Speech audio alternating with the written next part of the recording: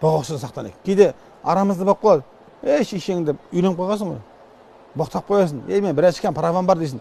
Праваны кім берді? Қарапайым мәселе. Праваны кім берді, қараңыздар да. Әрбір боғауыз сөз адамның абыройын түсіреді. Қараңызда, үлкен бір абыройлы адамның алдында, біреудің алдында өзгелерді боқтап балағаттайсың ба? Қанша сенің ашуың келіп тұрса да өзің ұстайсың ғой. Өйткені ана кісіні қорқып алдында артық әңгіме айтпайсың. Немесе сыйлағаннан артық әңгіме айтпайсың да. Енді біз қараңшы, әр сөйлеген сөзімізді Алла субханаху ва тағала естіп тұр ғой. Біз бағана мен сөз басында айтып кеттім.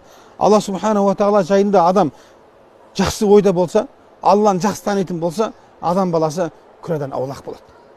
Жаман сөзге бармайды, өйткені ол не? Алладан ұялады да.